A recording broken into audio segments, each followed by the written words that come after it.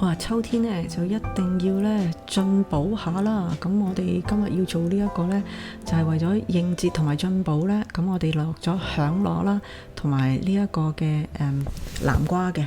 咁啊，大約介紹下呢，我哋都要用翻少少紅棗啦，幾粒嘅呢個黑棗啦，因為我覺得個味好香，同埋好標準。我哋要落杞子啦，同埋今次就要落蜜棗。咁我哋今次呢個主角呢，就係呢個萬聖節嘅南瓜。嗱，呢隻南瓜呢，佢係比較粉啲嘅，就唔係甜嘅。咁當然啦，就落翻啲呢一個響螺啦，同埋一啲豬扒啦。今次我用豬扒嚟做呢一個湯嘅。咁我哋嗰啲嘅南瓜呢，就要切到佢大一大件喎。咁你大一大件就方便你煲完湯呢，仲有得食嘅。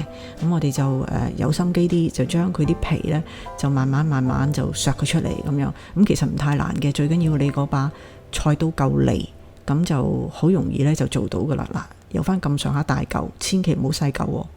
咁我哋出水啦，咁啊凍水出呢一個嘅螺頭，咁啲螺頭呢就唔會縮得咁緊要噶啦。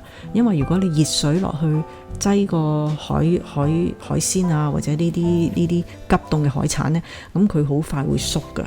咁所以我哋呢度呢係用凍水去落嘅。咁啊啲污糟嘢走晒出嚟啦，咁啊拎起啦。我就比較懶啲，咁我同一煲水呢，我就將嗰啲咁嘅豬扒呢，就擠埋落去，咁就一齊出水。咁呢隻豬扒呢，都係一啲超貨嚟嘅，咁就唔係急凍嘅，所以佢冇乜污糟嘢走出嚟嘅。咁基本動作啦，我哋成日都會做噶啦。哇！我諗呢個螺頭呢，我都今次試完之後呢，我下次都係要用翻啲美國貨啦。因為有陣時佢哋嗰啲質素呢，呢啲斯里蘭卡螺頭呢，就唔係成日都咁平均嘅。咁大家見到啦，我都冇呃你嘅，都有啲可能冇咁靚嘅。咁呢個時候呢，我哋睇下我哋幾個豬扒先。豬扒呢都已經嘔晒白泡啦，都係差唔多時間呢。咁我哋要執翻啲豬扒出嚟咯。耶，都脹卜卜噶。講明係泰國貨呢，泰國貨就有啲比較好處，就係靚仔啦、靚女啦。嗱，我哋喺個水喉下邊沖乾淨之後，咁我哋就會同呢啲螺頭呢，就一齊落去準備煲湯。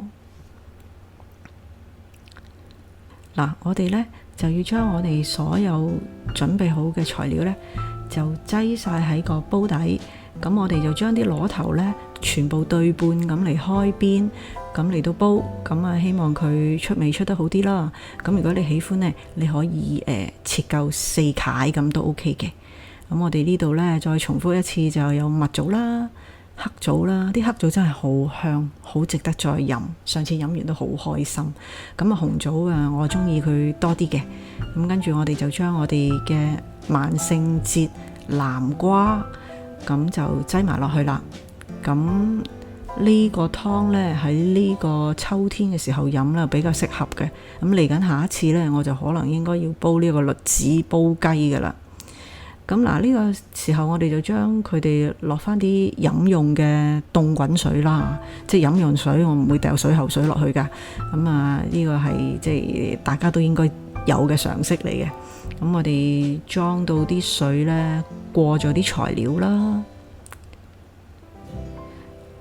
大火煲滾先。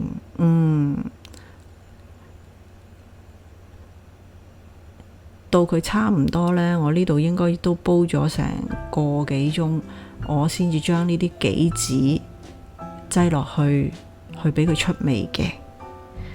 咁所以呢個湯都就嚟 OK 噶啦。咁當然啦，你攪一攪佢呢，等佢香味可以釋放，同埋喺呢個時候呢，你係可以加鹽嘅。咁由於呢度嘅湯呢，裏邊嘅料呢都比較多甜嘅嘢，咁你嘅鹽呢係可以適量地呢係加翻多啲嘅。咁你睇到呢，我嗰啲南瓜呢特登咁大件擠咗落去呢，係希望佢即係到完成咗個湯嘅時候呢，我都仲可以夾嚟食嘅。咁俾佢煲多15至20分鐘啦。咁呢個湯呢，就差唔多啦。